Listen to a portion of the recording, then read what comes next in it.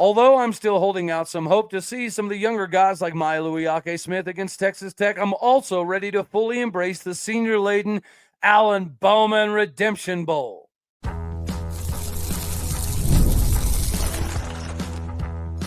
You are Locked On Oklahoma State, your daily podcast on the Oklahoma State Cowboys, part of the Locked On Podcast Network, your team every day. Howdy, y'all, and hello, all. Welcome back to Locked On Oklahoma State, your daily stop for all things cowboy and cowgirl related. My name is Cody Stovall. I want to thank you kindly for stopping by to make this your first listen. We're available on all of your podcasting platforms, visually as well on YouTube. Find me personally on X at AllDayOState. Today, we're partially brought to you by Game Time Tickets. Download the Game Time app, create an account, and use the code LOCKEDONCollege, all one word, for $20 off your first purchase. We are going to jump right off into the conversation of Alan Bowman.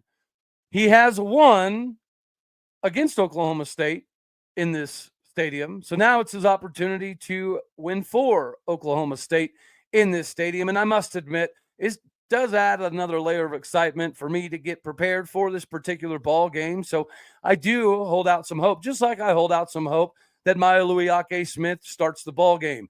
Regardless of whether that's going to happen or not, I'm fully prepared to embrace this Alan Bowman redemption story, because Alan Bowman has offered us some things throughout the course of 2023 that will always be remembered in cowboy country. Him deciding to return obviously didn't take the turn that we all wanted to, nor did it take the turn that I anticipate he saw coming. But nonetheless, this is a full circle moment, which is pretty cool for Alan Bowman, his friends, his family, to be able to see likely his last game on Boone Pickens Field after seeing his first game, or his first start was also on Boone Pickens Field, which equaled a W for Alan Bowman and the Texas Tech Red Raiders way back in the day around 2018. Fast forward to 2024, and this is going to be his opportunity to have some fun. And I do hope that we all see Alan Bowman kind of go out on his shield, per se, in this ball game.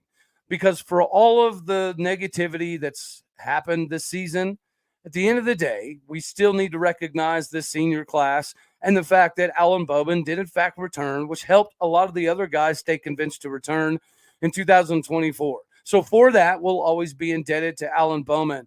The emergence last season of Leon Johnson was primarily due to some of the abilities that Alan Bowman had, or at least some of the limitations that he had were covered up to some degree by some of the wide receiver core we had last year, but we also had a much more functioning offensive line. So the negativity surrounding Alan Bowman this season, although it has been very frustrating, it's also taken with a little bit of a grain of salt, because the offensive line has not been the same as the previous season. I think you could argue a lot of that is defenses found ways to defeat Alan Bowman and Ollie Gordon.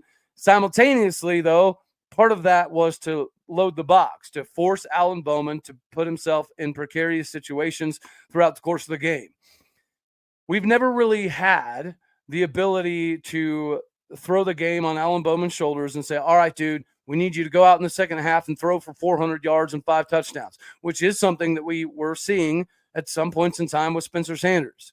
Regardless of the quarterback room throughout the entirety of this particular season, it will be exciting to see Alan Bowman go up against Texas Tech. Guys, at one point in time, he was heralded as a potential Patrick Mahomes-style replacement. When Cliff Kingsbury left Texas Tech to take his talents to the NFL, when he left, he'd mentioned how Texas Tech was in very good hands with Alan Bowman, because they saw, Patrick Mahomes come up through the system, and Cliff Kingsbury said that Alan Bowman would be very reminiscent. Obviously, the multiple injuries, the punctured lung, broken collarbone, broken ankle, things of that nature, they stacked up so much for him at Texas Tech that there was a massive differentiation between him playing and not playing. When he did play, he was very productive. When he didn't play, it was typically because he was injured. And then you heard about the mental side of the game growing for Alan Bowman. Coming back from the injury, he had a difficult time, so he took his talents over to Michigan. And those different systems and the option route concepts that he brought over were vital to the success we had in 2023. So without Alan Bowman incorporating the option routes with Brennan Presley and John Stribling and Leon Johnson, we likely wouldn't have had the success we had last season. So although this season didn't go very well, if we would have continued with the same offense that Casey Dunn was running, without Alan Bowman bringing some of those option route concepts that he learned at Michigan, I don't know that we have near the success that we have in 2023. It's almost like 2023 was fool's gold. Whenever people figured out the limitations that we had and they found a way to kind of slow us down, it put the game on Alan Bowman's shoulders, and it hasn't gone super swimmingly. But nonetheless, I think all of us would like to see Alan Bowman go out with a win the same way he came into Boone Pickens Stadium with a win. The difference obviously being on the other sideline. And there's not a lot of carryover. There's not a lot of crossover here. We have a crossover episode with Chris Lovell coming out. It'll be later on tonight, where we discuss a decent amount of the transgressions that Alan Bowman faced in the beginning as opposed to now, right? It's a completely different staff, and the Matt Wells era is over, and more often than not, a decent number of the players have already moved on as well. So there's no hostility. More that what I'm seeing is Texas Tech Nation obviously would like to see Alan Bowman have a good day, but find a way to not get the W. So if Alan Bowman can have a good day and not get the W, Texas Tech fans will be happy. We just want to see more fight. And another reason that I do have some hope for Alan Bowman in this ball game is we haven't really been playing with a lot of urgency. It doesn't appear as though we've been operating like we're playing for something, right? Not a lot of motivation going around whenever you're dead last and over in the conference. But if you're looking for some added motivation for not only Alan Bowman, but the entire team, it could be for this game. It is senior day. It does matter to those upperclassmen. And I would assume it also matters to the underclassmen to try to send them out on a winning formula. At least they're used to that in Boone Pickens Stadium. And Texas Tech has 1-9 in their last 10 trips to Boone Pickens Stadium. That's another reason I'm pretty excited. And lastly, whenever you are playing with a little bit more of urgency, right, a little bit more motivation, I think it could be infectious for the entire team. So if there's a time where everyone's going to do a little bit more, put in a little bit extra, it should be this week, especially coming off of a bye week. And that is the last thing I'll give you is we didn't respond well off the bye week at times throughout the last couple seasons. But this is a good opportunity for Mike Gundy to kind of quiet the naysayers, quiet the crowd down, and get a W. But realistically, I do have some concerns in playing all of the seniors. Now, there are grumblings that guys like Maealuiaki Smith and some of the younger guys are going to play a lot, might start, who knows. I was so off on the Charlie Dickey situation with Jason McIndoe scooting over to help that who knows, realistically. I'm just throwing stuff out here, trying to have some fun. But if we don't see Maealuiaki Smith a whole lot, that's okay. I'm okay with Alan Bowman taking this particular game. I'm okay with the moment that we're having. Let's just get the dub and send Alan Bowman off of Boone Pickens Stadium Field, Lewis Field, the right way. Speaking of doing things the right way, you can contribute the right way today. The best in the business for NIL is Roy, because you can do this exclusively for a particular player. The problem with collectives, or at least the common consensus problem of the big conglomerate groups, is that you don't know exactly where your money going. So you need to download Roy today. You've heard us talk about it a multitude of times. We've highlighted several players thus far. This is revolutionizing the NIL industry because Roy allows you, the individual fan, to get following individual players with your NIL dollar bills. What I love about Roy is that you also could get your money back if the player decides to transfer. And in this wacky world, that is important. They're helping you keep your players intact and your team intact for the long term.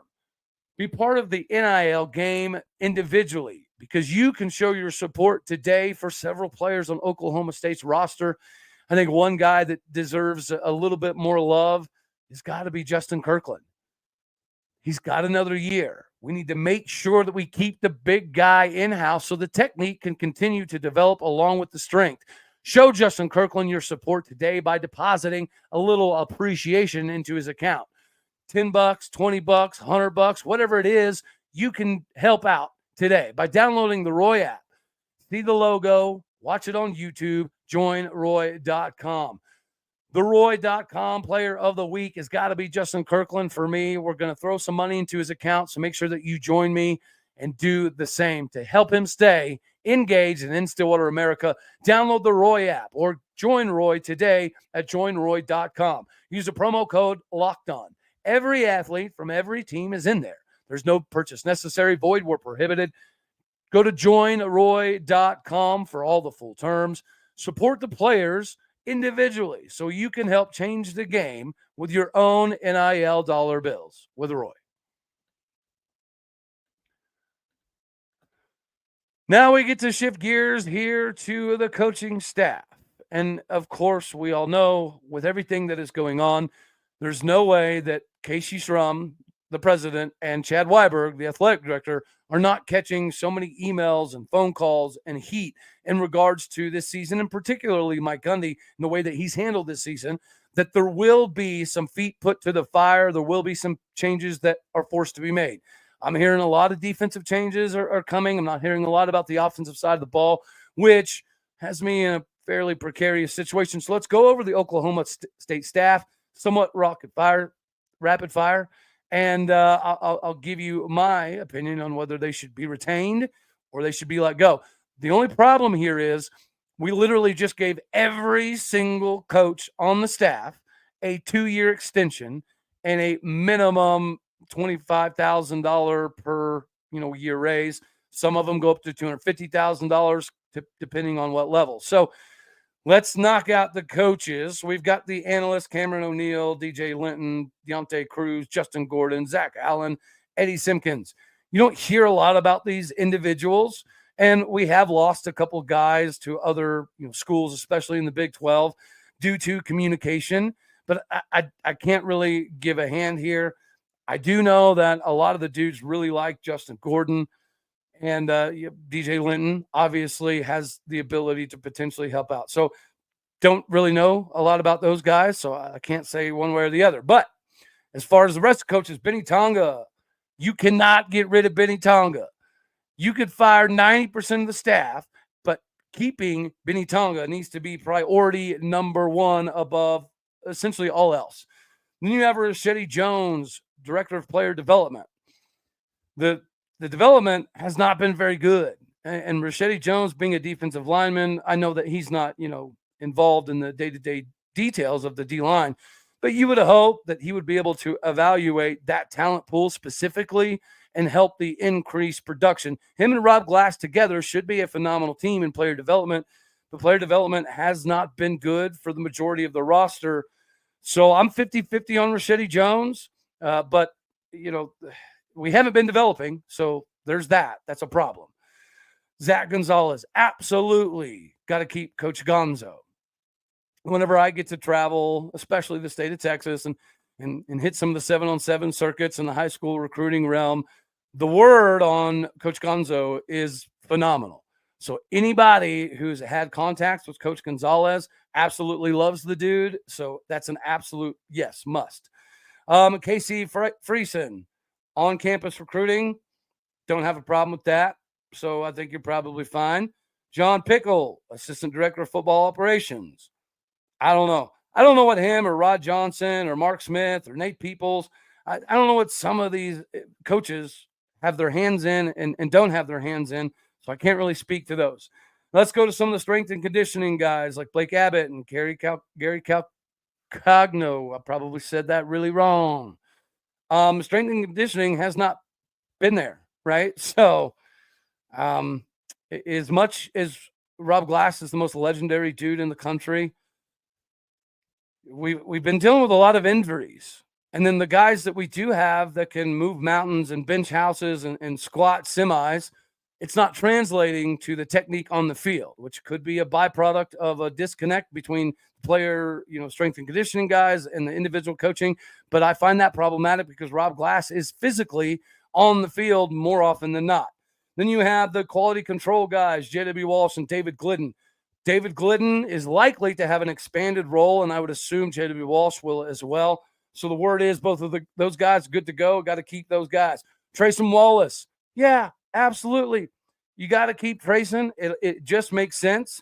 And the guys at the wide receiver room, we don't know how the development has been or not, because we've had some ineptitude all over the place. But Trayson Wallace, absolutely, I would say you got to bring him back.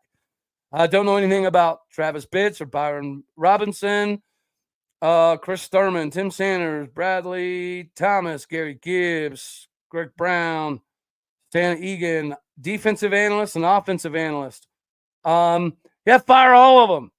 I mean, essentially, like, there's no way that all of these coaches have looked at this season as anything but a massive disaster. So how you can keep them, I don't know. Rob Glass. Yeah, the development muscle-wise has always been pretty good. Speed-wise has been pretty good, but I don't know that it's worth 1.1 mil. I don't know that it's worth all of the injuries that we seemingly have pop up. Injuries are going to happen. I get that all across the country. But hopefully when you have one of the best strength and conditioning programs in the country, you'd have a better way of coordinating injuries or how to play through injuries. I don't know. But we cannot downplay the development over the long haul. So I'm okay with keeping Rob Glass.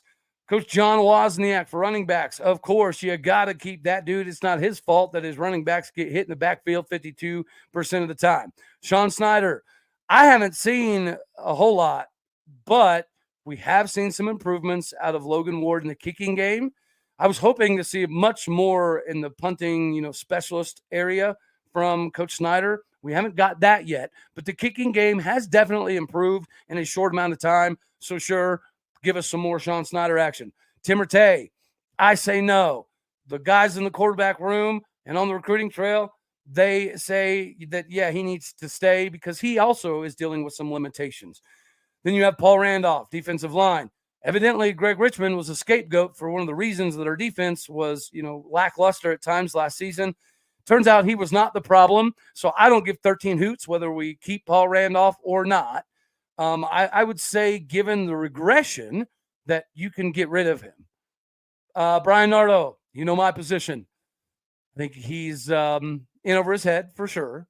But I also think that he's going to have some time to learn, and he's got some youth in the locker room and some guys out on the recruiting trail that are very excited to help more people see the vision of Brian Nardo and the implementation of it on the field. But if he's dealing with some micromanagement limitations, and you look at the statistics this year, I completely agree that he has done more than enough to get fired this season. Jason McIndoe, absolutely not. He's an O-line guy that played O-line, that coached O-line, that came here, and we thought he could coach tight ends. It hasn't worked. It ain't going to work. So, yeah, let's just trim that fat. Dan Hammerschmidt. The safeties have been one of the brighter spots, I would argue. Even when he had Kendall Daniels as a safety, he was a much better version of Kendall Daniels as a safety, even though some of the eye discipline and communication was some of the same. But whenever you look at the depth that we have at safety and the fact that we've been able to rotate some guys and retain some seniority all across the board, the talent is there, the youth is there. I say we got to keep Dan Hammerschmidt.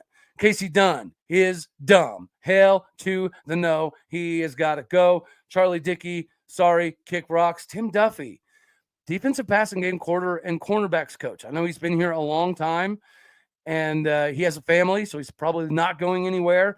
But Corey Black hasn't improved in 4 years plus. Kim Smith hasn't improved in his time since he's been here. DeKelvin Beamer has been here for years, and we don't know if he has any improvement or not. I haven't seen any improvement from the cornerback room in a couple years, so I'm out on Tim Duffy, especially if he's part of the passing game coordination, because that's an absolute disaster as well.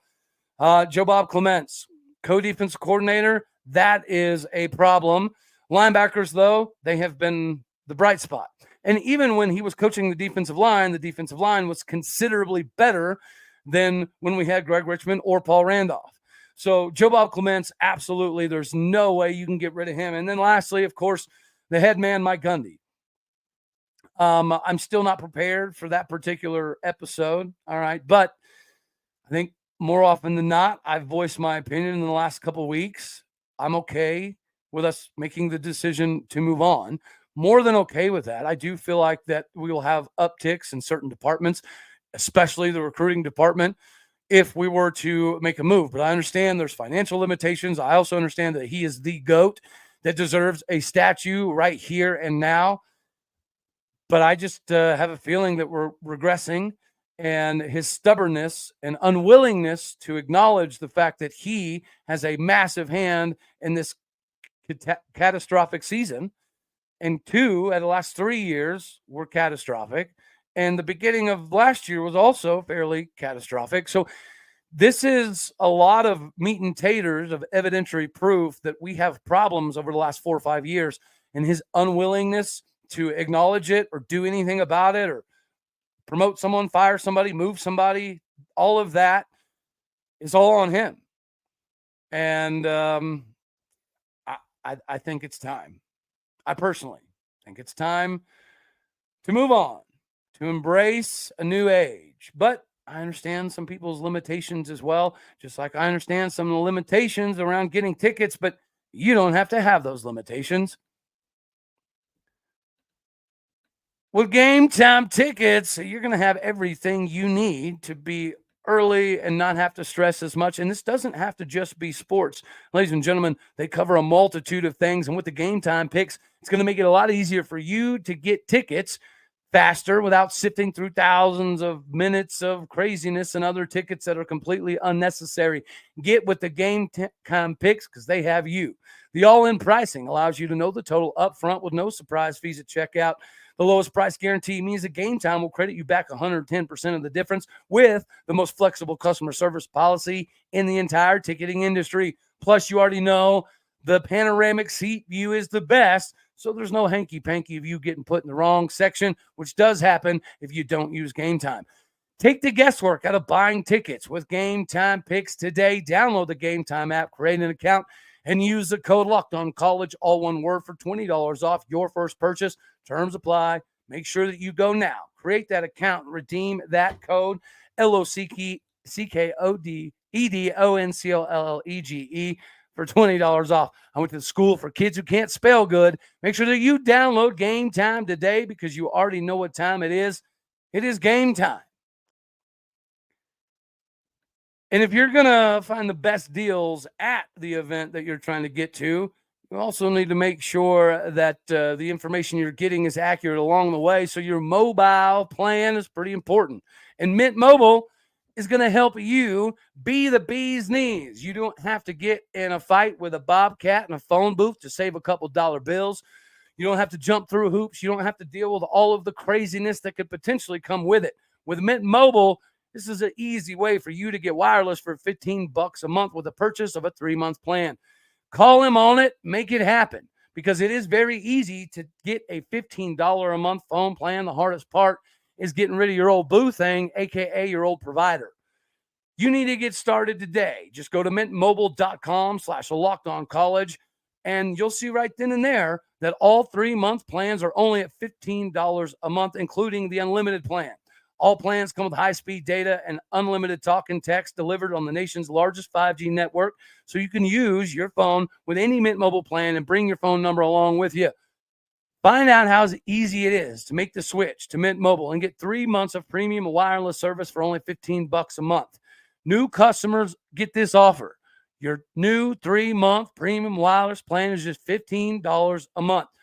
But make sure that you go to mintmobile.com/lockedoncollege. Again, that is mintmobile.com/lockedoncollege to cut your current wireless hooliganry and get in with the new boo thing. That can be Mint Mobile for you at $15 a month. Go to mintmobile.com/lockedoncollege to upgrade and enhance your phone plan. All righty. Whenever you look at the potential recruiting downfalls that we've had, especially in the state of Texas this particular season, we've lost some guys. We're inevitably going to lose some more dudes because conversational pieces are a part of the equation. And the fact that these guys have conversations on a fairly regular basis, as do their parents, especially when they're traveling and doing 7-on-7 style tournaments, you have to have a good representation of your university to capitalize on some of the bigger recruits. Now, Oklahoma State does carry a good weighted brand out in the recruiting world. The problem is whenever we're typically going up against the Texases and the Bamas and the Georgias of the world, those are the players that we typically miss out on.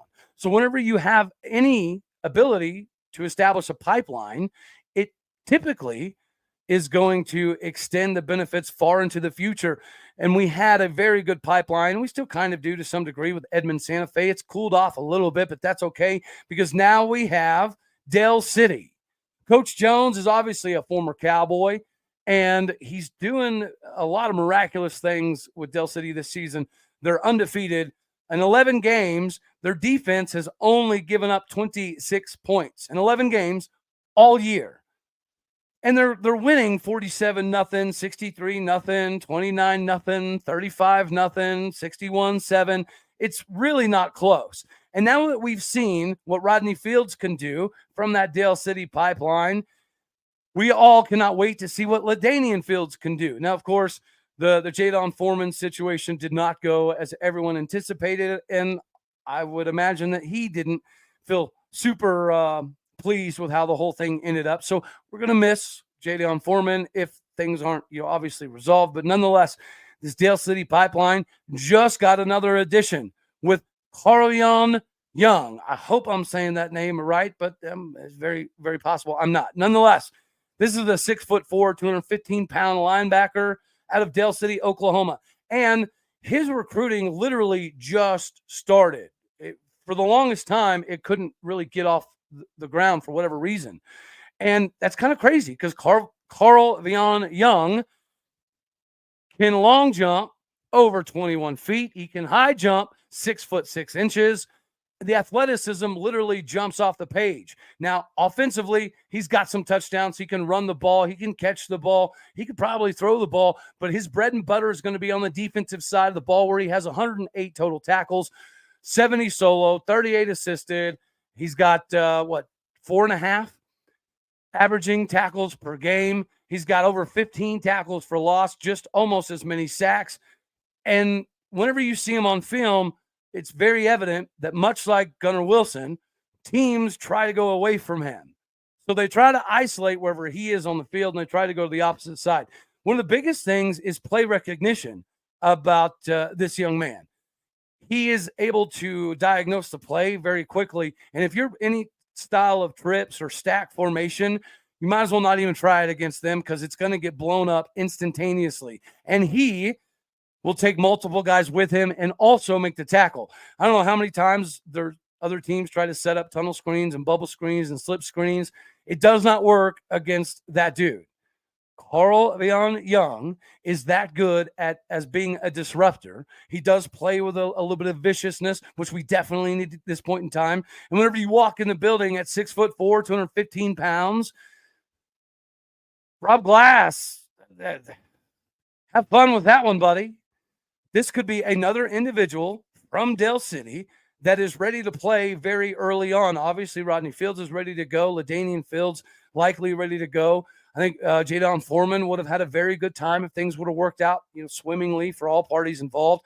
And now you have Mr. Carleon Young coming in at an ideal size in a spot where we are going to need some help, right? We do know that Nick Martin is taking his talents to the NFL. Colin Oliver is going to the NFL. Justin Wright, I think, he might have some injury time, but I would imagine he's ready to graduate and move on to the next phase of his career. We're going to lose Trey Rucker that does a hybrid linebacker safety style of thing. So we're going to have to fill a void. I think Chris Robinson is a good candidate. I think Gabe Brown's going to be a good candidate. When Jonathan Agumidu figures out the playbook in its entirety, he's going to be an absolute weapon. I think Gunnar Wilson is going to be a very good linebacker that's going to be part of the core nucleus moving forward. Yamil Talib is going to surprise some people as well with how early he's able to play. And then you add somebody like Carleon Young that could potentially come in and play immediately. And this has to be an ode to Coach Jones. Thank you very much, sir, for not only doing the daggone thing in the state of Oklahoma, but getting these guys prepared to play right away at 5'9", $165, $170. in high school, I don't know how you got the development of Rodney Fields to the level that he is now, but we're beyond grateful. So if the Dell City guys that Coach Jones has sent us thus far are any indication on the success that Carl Vion Young can have in Stillwater, I think we're all beyond excited and extremely ready for this whole thing to take shape. We're going to have to limit the number to 105. So the redistribution of money is going to be part of this equation. So getting somebody like Carl Vion Young out of Dell City to continue this pipeline is one of the highlights of this recruiting cycle outside of guys like Michael Riles and Jalen Beckley. So hopefully this is more to come from the Dell City pipeline. That's all we're going to have for this one right here. Make sure that you guys tune in later tonight to check out the crossover with Chris Level as we break down some of the Texas Tech players against the Cowboys, the Alan Bowman transition from Red Raider Nation to Cowboy Country, and much, much more. So make sure you tune into that. Until then, that's all we're going to have for this one right here. As always, you know I love you. God bless. Go Pokes. Thank you for tuning in to make this your first listen here in Locked On Oklahoma State. You could be anywhere, so happy you choose to be here. Like it if you like the daggone thing. Dislike it if you don't. That's okay, too. More importantly, share, comment, and subscribe. My podcast, people out there, you're the bricks, the bread, the butter, the fountain, the fondue, the funny stuff, funky stuff. You're all of it. Do what you do. Hit the stars. Leave a review. Later, taters.